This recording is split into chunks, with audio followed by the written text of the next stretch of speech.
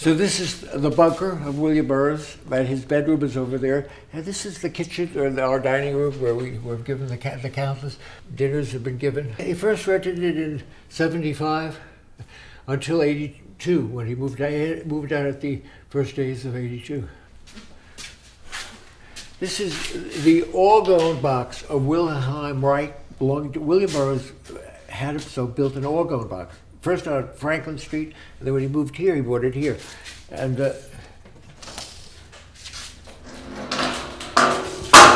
idea was that you sit in there, and it's Wilhelm Reich, so there's a layer of metal, an organic layer of wood, and then there was originally sort of what they call a real organic, like a bear skin, covering the whole thing.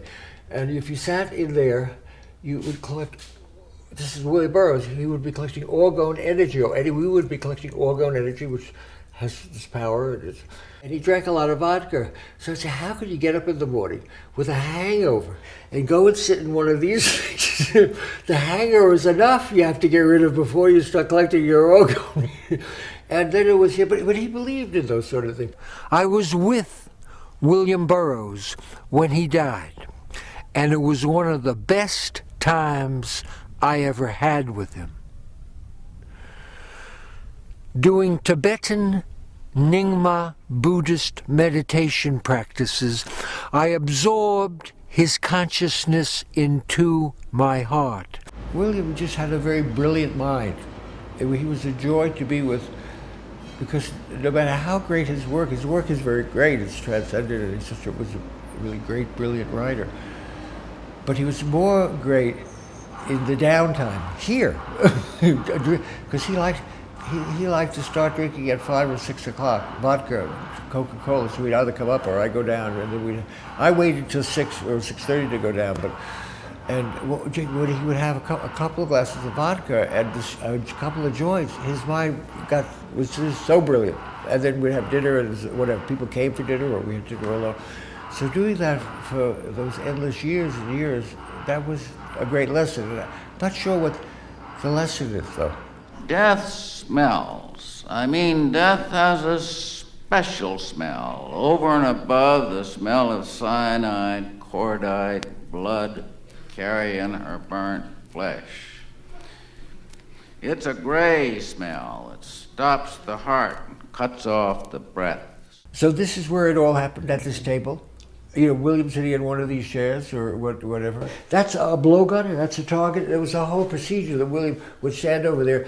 When everybody had 1 or 2 vodkas and smoked a few joints, it was always the time for the blowgun. Year after year, it was one of those like habitual patterns. And then, of course, William was a great gun person, so these are targets that he did. That's him. I think one of those is mine. And he very much admired that. That was a good shot of his. He lived here very quietly, and he got up by him whatever he got. Well, he was a very early riser, so he would get up at around 7 or 8 and take his methadone, because by the time at one point he started taking methadone. At 8 maybe, and then by 9 he was high with the methadone. And he got dressed and put on like a suit, like a shirt suit and a vest, and then he would go over. This was his typewriter. So this is the one he wrote these books on, Cities of the Red Night. This typewriter on that gray desk over there was on the far wall. And it's amazing. I had one like this too, but this is how he wrote Cities of the Red Night and half of Place of Dead Roads. It seemed like a bright, white light, blinding but muted. I was the vehicle, his consciousness passing through me.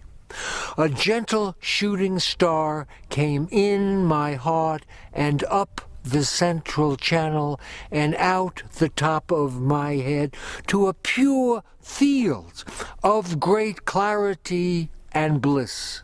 Down there is shoes. There it is. He left all his clothes here, but at one point I said, after he died, I said, "Oh, dead man's shoes."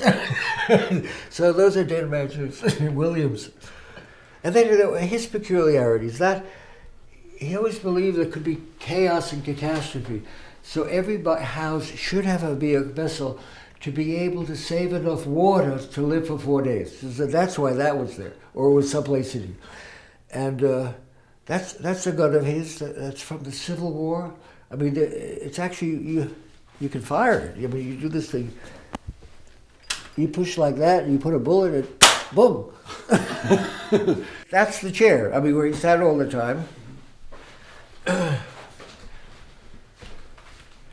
I'm not sure where everything is.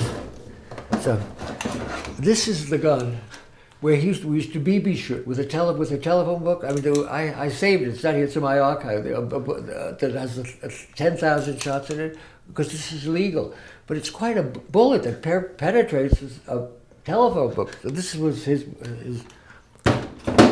Well, I'm not sure exactly why, but he comes from it's a generational thing of his, being born sort of the coming of age as a young person in the 1920s and into the 30s, living in the country, in St. Louis, but also outside, and being alone and being frail. I don't know where I don't think his family was shooters, and somehow it entered his life, all of those things. And I don't know exactly why. It's self-defense, of course. He was a junkie and lived quite poorly, often in many dangerous places, and then of course had the worst taste in boys. I mean, what he liked in London, because not so here he would say, "Why does anybody want to sleep with me? I look like somebody from Bergen-Belsen," Yeah, and he did. He was all his bones But over there, when he had these boys, they were 19-year-old street kids, trouble. One had murdered somebody, one of the Tangiers had murdered somebody. It was all these troublesome kids, But that was his sexual choice. And these are sort of William's. That's William's gun magazine. He loved rifle magazines, guns. This is a monthly magazine, I think. It was very powerful.